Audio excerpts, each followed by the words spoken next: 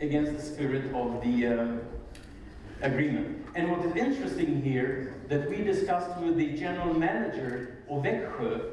The main challenge is that exactly what we talked about here, that try to get in where the decisions are made. Not only discuss it, but being made. So obviously, talking about the International Federation, I think that there should be a person within the council representing the clubs and the leagues. No question about that. That's the biggest challenge, and I think that's also the most important thing to get. Club representatives are a sustainable part of all committees of the coordination committee, which is most important for setting up the schedule on the development on the other side. So they are a part of the family. But again, you have to go back to the status and bylaws of IHF, and you have the members. So you know, as maybe in Hermetism, the basic rule is that everything what is up is down, and opposite is that first of all, the clubs have to discuss with their own M&As, you know, with their own leagues, with their own M&As, and then come to the Congress of IHF, which is the highest platform. It's nothing wrong with going through the National Federation, but I think that if the clubs want to have a more influence and straight influence and direct influence, you have to be right there.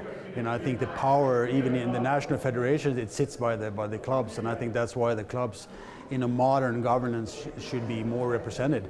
And I think what is the problem having both clubs and National Federation within the IHF? I think that a lot of I would say the resources are by the clubs. You know, you have the players, you have the arenas, and everything is there. So I think that direct representation would be the best for everybody, even for the International Federation. I'm replacing Jiří Schläger on the board as a Czech representative of the Czech hockey clubs. It is a great hole to fill because Jiří was a great hockey icon and a representative, well known. So I hope to bring the fresh energy and flair to E.H.C.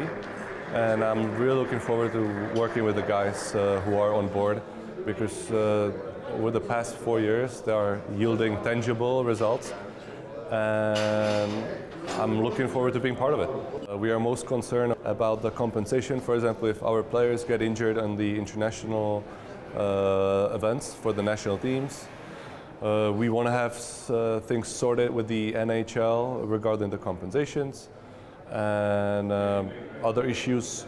We want our clubs united to be heard at the IHF, so that's our common goal.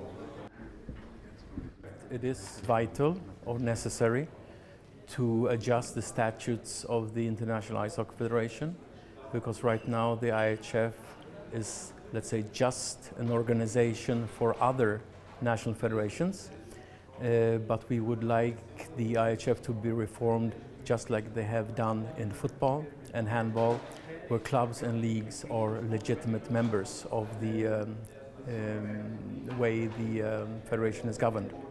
And these are very good examples because it shows it can be done if the political will is there. I can feel it, that there is some really expectations. But I think if you as an ice hockey family sit together and sit on one table, you will reach agreements, you will reach results in the favor of everybody. And the most important is the players, the fans, and I think we have to satisfy this group, and then our product will grow. In the future, you need coordination and balance. And balance means you have big federations, small federations, big clubs, small clubs, different shareholders, NHL, KHL, IHF, IOC, Champions Hockey League, and so on. So you have to see it globally. And our sport is so great, and our opponents are not within the family, they are outside. The other sports, taking airtime, taking media time. So we have to stick together, and this is only possible with coordination and balance. This is another discussion, how we treat the relationship within the clubs and trying to keep the alliance together, meaning that we want to have clubs from the big countries and also from the smaller countries and leagues having a common goal in the alliance. This is really another issue. This will be challenging because let's call them the richer clubs have maybe different interests than other clubs, but the most important thing right now is to keep the alliance together. I do not see a gap between, let's say, bigger clubs and smaller clubs. Of course, there is a gap, but I do not see a problem, because I guess also the smaller clubs are so important by developing players. In the semifinals in the Champions Hockey League season 2018-2019, we had 4 teams from 4 different leagues, and we had the German team and an Austrian team in the semifinals. So this is very good for the development of European ice hockey.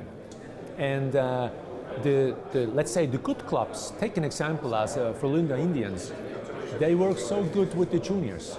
They lose every year, and many teams in Europe, the top teams, they lose so many players, but they also are producing players. They have a good junior program, and also talented players from smaller clubs, they come to the bigger clubs and they educate them for the next level.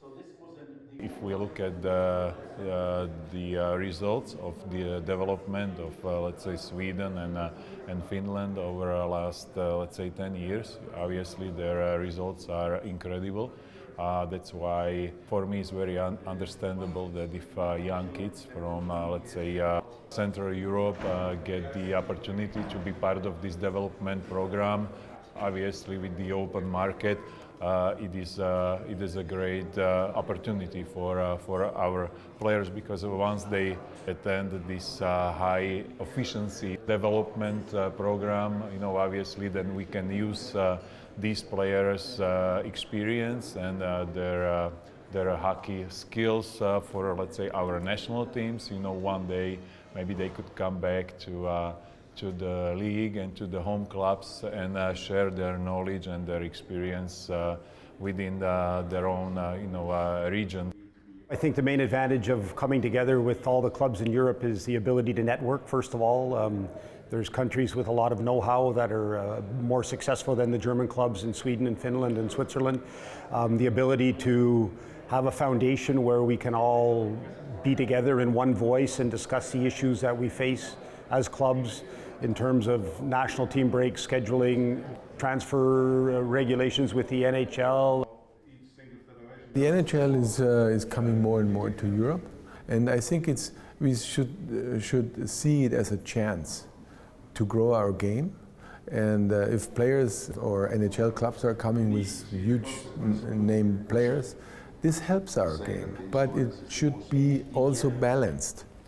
So the clubs, they should know that we have to protect our sport in Europe, and it goes only together and not against.